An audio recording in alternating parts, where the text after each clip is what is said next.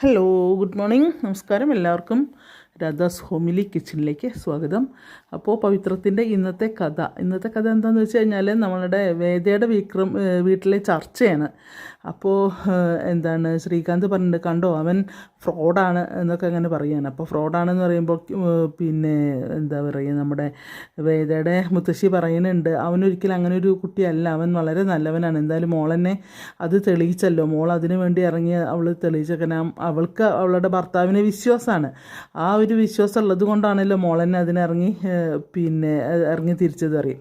അപ്പോൾ മുത്തശ്ശി അങ്ങനെ മനസ്സുകൊണ്ട് ശപിക്കുക, ഇതിൻ്റെ പിന്നിൽ ആരായാലും ആ കുട്ടീനെ ഇങ്ങനെ ഇല്ലാത്ത കേസിൽ കൊടുക്കാൻ നോക്കിയത് ആരാണെങ്കിലും അവൻ്റെ തലയിൽ ഇടുത്തി വീഴട്ടെ എന്നിങ്ങനെ പറയുകയാണ്. അപ്പോൾ ശ്രീകാന്ത് ഒന്നും ഉണ്ട്, കാരണം അവൻ്റെ മുഖം വിളർന്ന് വരുന്നുണ്ട്, കാരണം അവരൊക്കെ തന്നെയാണ് അതിൻ്റെ പിന്നിലും.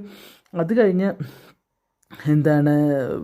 അപ്പോൾ ഇവള് പറയുന്നുണ്ട്, ദീപ്തി പറയുന്നുണ്ട്, എന്തായാലും ചേച്ചി ആള് സൂപ്പറാണ്. കാരണം ചേച്ചീനെ അതിന് വേണ്ടി ഇറങ്ങി തിരിച്ചല്ലോ, ചേച്ചിക്ക് വിക്രമേട്ടനെ അത്രയും വിശ്വാസം ഉള്ളതുകൊണ്ടാണല്ലോ ചേച്ചി ഇതിന് വേണ്ടി ഇറങ്ങിയത് എന്നൊക്കെ ഇങ്ങനെ പറയാണ് കേട്ടോ.